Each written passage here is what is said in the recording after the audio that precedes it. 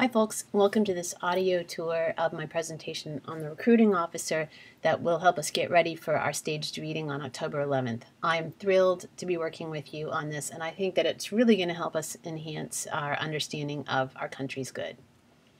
The recruiting officer was one of the most popular plays of the 18th century. It beat out most of the Shakespeare repertoire and other plays that you might be more familiar with, like The Country Wife and The Man of Mode. This really hit the taste for modern comedies. It is often referred to as a restoration comedy, though technically some would say the restoration was over in 1700. It's a representative piece of that era, and Farquhar and Suzanne de Centlivre were probably the two greatest playwrights of that time when it comes to comedies.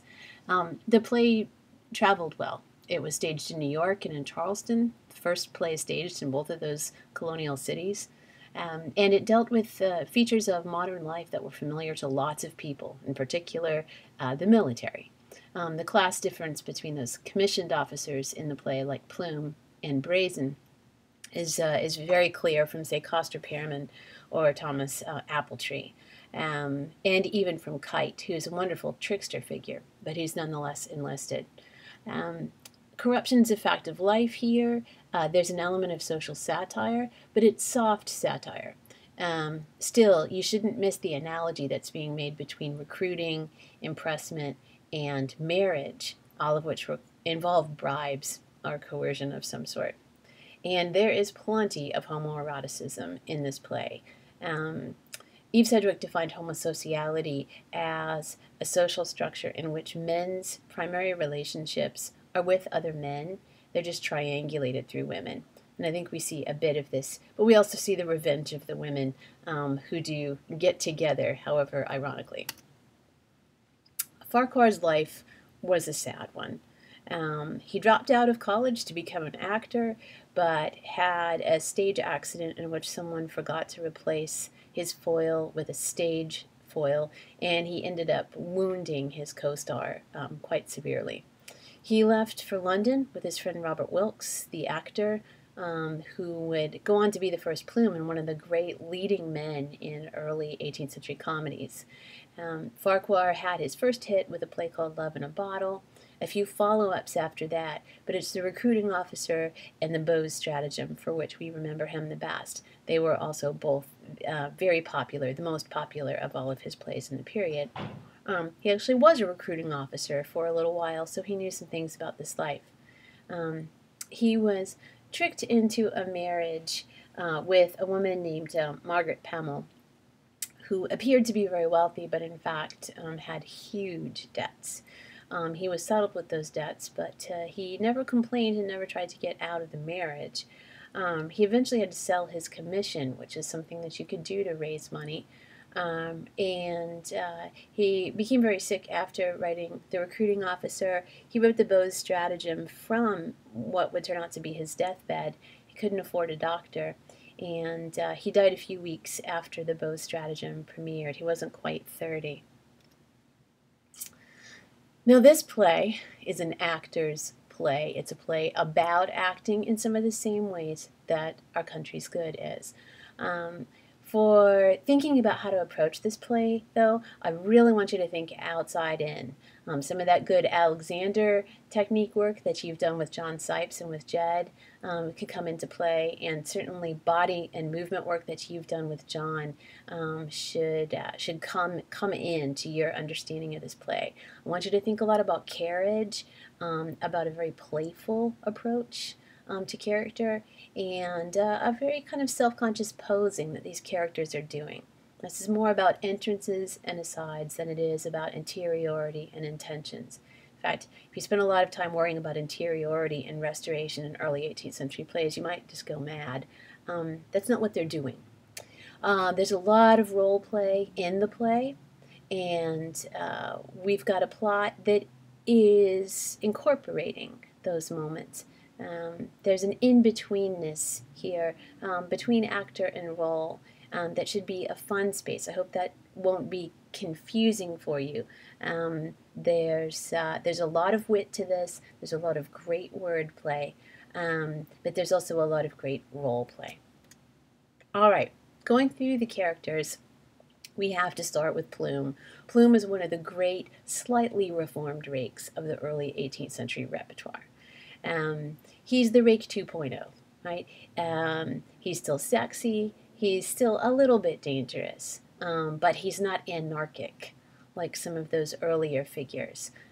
He has some appetite that drives him, and we enjoy that. We also have reason to believe that it won't get out of control. As Plume says, I am not that rake that the world imagines. I have got an air of freedom, which people mistake for lewdness in me. Of course, that's a bit of a lie. The first thing we find out about Plume is that he's fathered yet another bastard in the village. But that is soft, that's downplayed by the play, and our focus is on the plausible union of Plume and Sylvia. We've also had some great Plumes in history, most recently Alex Jennings. Sergeant Kite. Sergeant Kite's our hard sell salesman. Plume does the close, but Kite whoops up the business, and he's getting paid by the head, and he knows it. He's very loyal to Plume, and he's covered for Plume's sexual indiscretions before, though what they wind up doing is putting male children that he's fathered on the list. They enlist them, and then take the pay for them. There's a great sense of playfulness about Kite. Here you see an image of Mackenzie Crook from the Donmar Warehouse production last year. This was also one of David Garrick's first roles. He played it when he was still in school. And note that this is the role that Collins remembers from seeing the play. Sylvia is arguably what makes this play tick. This was one of the most popular breeches roles of the 18th century. Breeches roles were, of course, roles where women appeared in men's clothes, either playing a male character or, as is the case here, playing a male in a way that's written into the script. Anne Oldfield originated the role, but Peg Woffington is the one who made it. So that reference, again, ties us back into the history of this play. Cibber's daughter, Charlotte Shark, who effectively was a transvestite for a portion of her life, or certainly a passing woman, loved to play this role, but Shark loved to do anything that involved putting on men's clothes, including making fun of her father, playing one of his most famous roles, Lord Foppington. You've really got a great take on the Restoration witty heroine here. She's got agency, she's got wit, she's playful, but she's also going to bring this thing to a virtuous close. She's going to get married.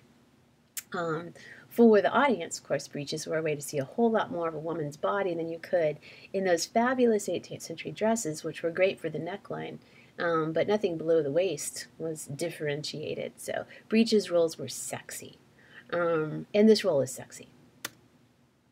All right, Worthy's a bit of a challenge because it's playing the straight man, but it's exactly the kind of part that Farquhar played when he was still a working actor.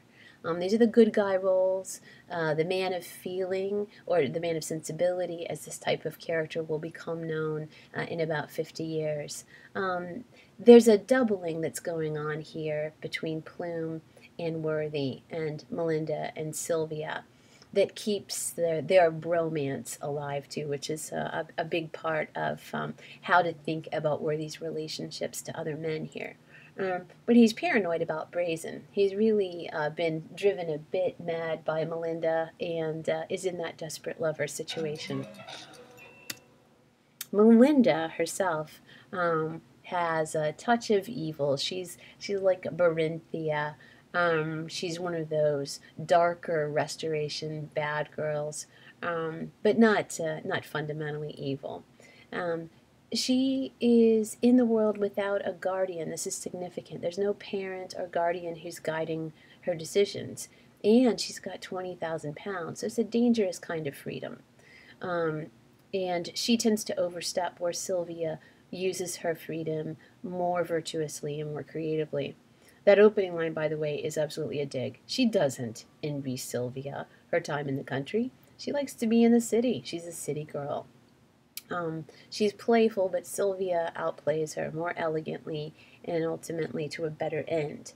And once Melinda realizes that she has a better motive in Worthy, that he really loves her and that she does care about him, she can be brought into a sort of reformed ending world.